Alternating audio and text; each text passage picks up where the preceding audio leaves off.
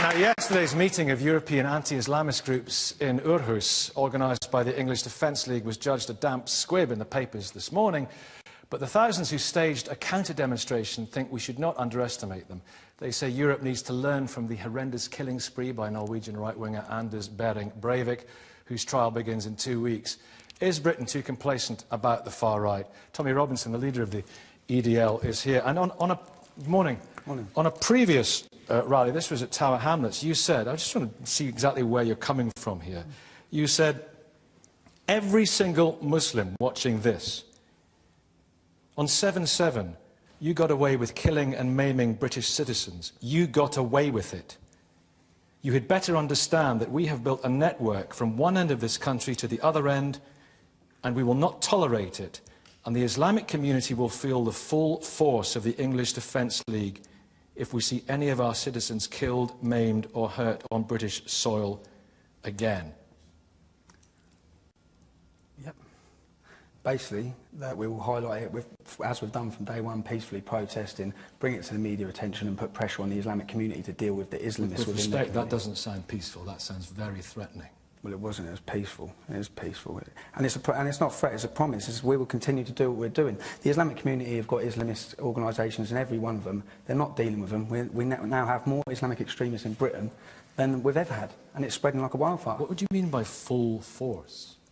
By full force, taken to the streets in as many numbers as we can. What do you mean by every single Muslim watching this? I mean every single Muslim, it is your duty to deal with the extremists within your community. Stop brushing it under the carpet, pretending it's not there. Now, people say you're just a bunch of thugs. You came out the football thug culture. When you headbutted a fellow EDL member, Alan McKee, what was all that about? Well, it was Combat 18. I stood up on stage. Right. We had a breaking point in our movement where we had neo-Nazis trying to attach themselves to what we stand for. So I took the opportunity to stand on stage, call them out, name them. When I got off stage, I was confronted by people wearing Combat 18 T-shirts. At which point I headbutted him, because he was Sikh Highland and shouting abuse. And then when I got back to the coach, I was confronted by another 30 Nazis. I get many death threats on a weekly basis by Nazis. We've done more to confront Nazism and Islamism. So are you an anti-Nazi movement? I am. Yeah, we are. Yeah. And Islamism and Nazism are opposite sides of the same coin. They're identical. They're both fascist ideologies. But Nazism's been defeated. Islamism hasn't. Well, it's interesting because Nick Griffin from the BNP described you and your organisation as good-hearted morons. Nick Griffin, yeah, that's coming from Nick Griffin, yeah? Well, he likes what you do. He says, and I'll go on with the quote, he said it in February 2011, they're trying to do something, he says of you, and the good thing is they've politicised a whole generation of youngsters. And well, you used when you drown in your clutch at straws, we looked around. Before I joined the BNP, I didn't know non-white people couldn't join. I was a member for 12 months on the elite list. If you check the elite list, I didn't renew my membership in 2005, and from him... You thought the BNP was a multiracial organisation? Well, I didn't know that non-white people couldn't join it. I didn't know Nick Griffin used to be leader of National Front. I didn't know he was a Nazi. And for him saying we're morons, I watched him on Question Time. So good-hearted morons? Yeah, well, I watched him on Question Time, so we'll know who the good-hearted moron is. Well, answer, how dangerous do you believe the EDL are? I think Stephen or Tommy or whatever is, and his organisation are extremely dangerous. I think they peddle hate, they peddle misconceptions, they peddle myths at a time when we've seen spikes in Islamophobia, race hate. We see attacks across the United Kingdom. Have you been threatened? I've been threatened many times on Twitter. We have live cases. I've been threatened with violence against myself. But this isn't about me. This is about a broader issue, which is, as a society, we have your organisation, Tommy, Stephen, which is peddling hate, which is hurting, alienating. You are denigrating a whole community.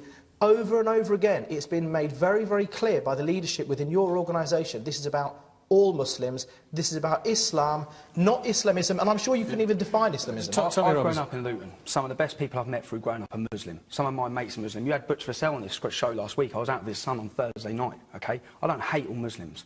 Muslims are the first victims of Islam, extremist Islam. That's what's happening. I don't hate Muslims at all. And I've said that from day one. When it comes to peddling hate, you just said you've been threatened on Twitter. OK, well, I've had an armed guard for my family for a week. I've had threats to decapitate my children's head. I've been in hospital with bruising on the brain. I've had 8 stitches in my lip. I get confronted and attacked on a weekly basis. So I don't need anyone to tell me about being threatened and where it comes to from being threatened. No answer. Do you not think for a second that you are part of an organisation, and your organisation, you were in Denmark yesterday, yes, and you are bedfellows with people who are saying that we want to outlaw the Quran, we want to outlaw the hijab, we want to deport Muslims from Europe, we want to exclude them, we want to pay them to have governments send them out of Europe. You are trying to become now a soft face which is appeasing hatred against Muslims and Islamophobia. Let me ask you something. The people that share, to a greater or lesser extent, some of the concerns that Tommy attempts to articulate, do they not count? Yeah. I think the concerns are important, and I think we have a major problem in this country, which is there has been no proper debate about what is the nature of Islam. Islam, as far as my understanding is concerned, and almost every Muslim I've met, Islam is inclusive, it supports women's rights, it gave women's... Wahhabi sects of Islam?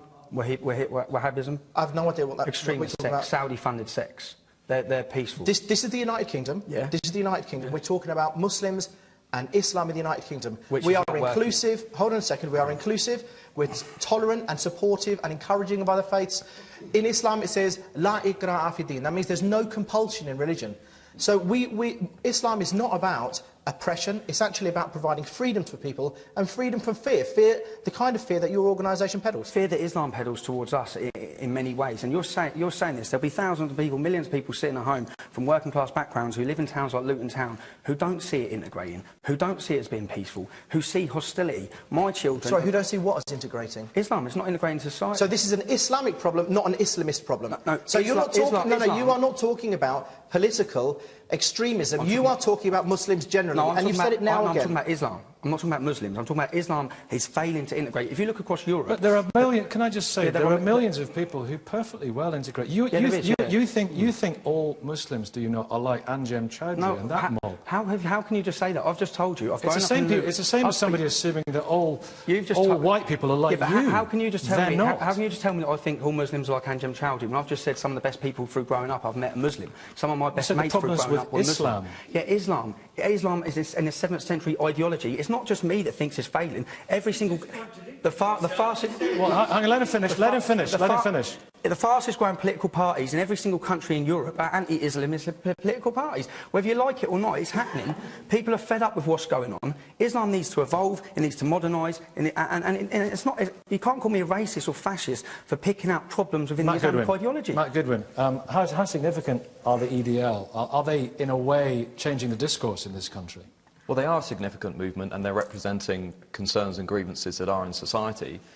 I think, on the other hand, probably lots of people who are watching the show, which organisations like the English Defence League tend to have a lot of slippage in the way that they talk about Islam. So an organisation that started talking about militant Islamism now openly talks about Muslims in general. So let's just... Talk about Islam. Well, OK, but let's just be absolutely clear. We have to be very precise in our terminology. Let's be absolutely... It's a sensitive issue. Let's be absolutely clear. When we look at the survey evidence and we look at all of the research that's been done, the vast majority of Muslims in this country do not endorse terrorism or suicide bombing. The vast majority of Muslims in this country feel strongly attached to their country and their neighbourhood.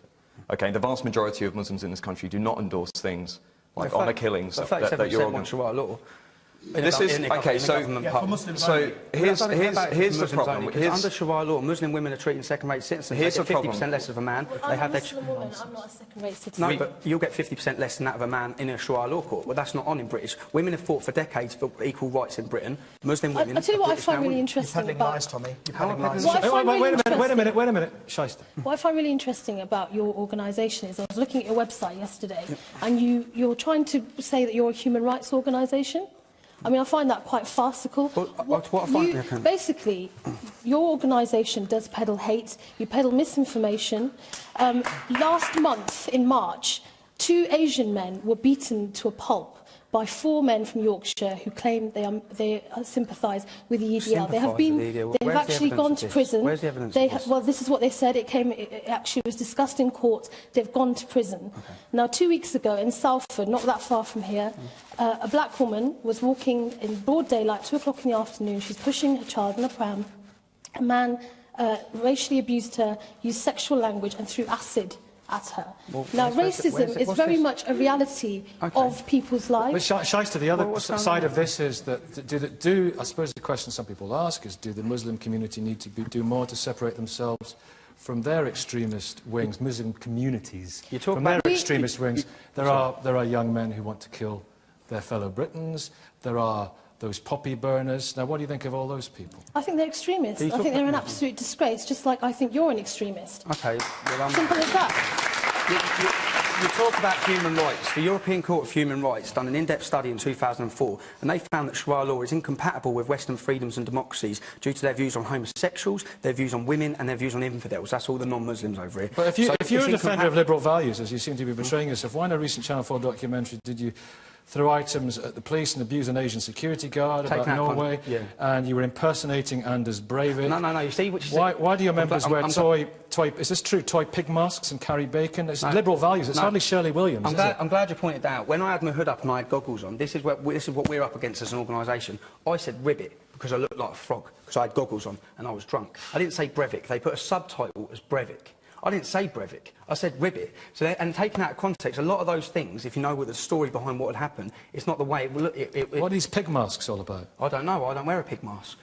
I don't wear a pig mask. The point is more important than this, and I'll tell you why, Stephen, because firstly, within society, and one thing you're not recognising, you're worried about the Islamisation of this country. Not just I'm worried. No, There's a it's hell of a lot okay. of people that are It's all worried. right. Look, you're worried about the Islamisation of this country. You're worried about the Islamisation of Europe because of fear.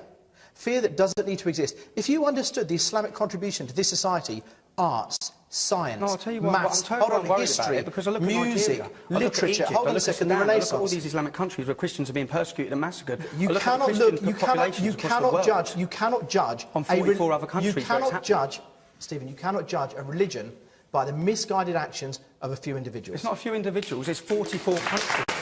It's 44 countries, and we're here talking about the far right. Can someone define far right to me, please? The old politics. Matt, Can you define far right? Matt's one of the experts on that very thing. Far right, yeah. There are two key things that far-right groups share, okay? Firstly, they reject or they undermine what representative liberal democracy is all about. Now, a liberal representative democracy accepts that a plurality of views is legitimate. We should support those views. We should allow those views. Okay? And I think what many people would feel is that your organisation and the way in which you campaign is automatically discounting the views of Muslims and the rights of Muslims to hold those views. But secondly, what far-right groups share, I mean, I'm sure you would say you're not the same organisation as, say, I don't know, the American Nazi Party, what right? I'm saying Because there's a lot of variation within those parties. Hold on. Yeah. But what they also share, ultimately, is a rejection of human equality. And I would guess that many people who are watching the show would feel that your organisation is not talking about Muslims. Okay, well, you'd say Well, I'd bring far Jamie right. and Abrin in a You'd say second. far right. I say we've got a Sikh division. I don't have to be a Jew. A Jewish division, a Hindu division, and excuse me, sorry, and Matthew's an expert on the far right, yeah. Matthew, you're from Kettering, 98% Christian. You was brought up in Kettering. No, I wasn't. Where was you brought up? Chiswell Green. Chiswell Green. Well, what's the population of Muslims there? It's non-existent. There's I live none. in It's Manchester. probably- I'm you live in more than Manchester now. familiar with What I'm ethnic saying is, where you've been brought up, yeah, there's been no Muslims, there's been no immigration. Where I've been brought up, when your children go to a school where other children at that school's fathers are teaching them hatred due to their Islamic extremist views, then you can be an expert. Because all these experts which are doing all these studies and reading all these books, they're out of touch with reality. Jamie Bartlett, are you Come out and of live where touch? we Are live. too many politicians out of touch with what he perceives as his reality? Tommy Robinson. I think so. I mean, I think Really? clearly one of the reasons groups like the English Defence League and all across Europe, various forms of far-right parties are growing is partly a feeling that especially left-wing parties that should have been representing the working class no longer really understand what it's like to live actually in a multicultural society. I mean, Tommy can say, you know, I live in Luton, I know what it's actually like, you're from Westminster, you've actually got no idea. But the question here is about whether we're complacent. You know, for all the bluster that Tommy and the EDL can present each week and they get lots of media coverage, there's not actually many of them. Most of them are online on Facebook and on forums and all the rest of it. They can't really get more than 400 or 500 people out in the streets. Look at the BNP in the UK. Polls, 1%, 2%. And look what happens across the rest of Europe. In France, the Front National are polling at 20%. This is really key, isn't it? Matt, there never really has been. Mosley in the 30s had a sort of brief shining moment, if you want to call it that, but nothing much beyond that. There's been no tradition of electoral success in this country for far-right parties, hasn't Yeah, it? absolutely. I mean, a lot of that has to do with the system that we have. I mean, we are just as concerned as our European neighbours about the core far-right issues.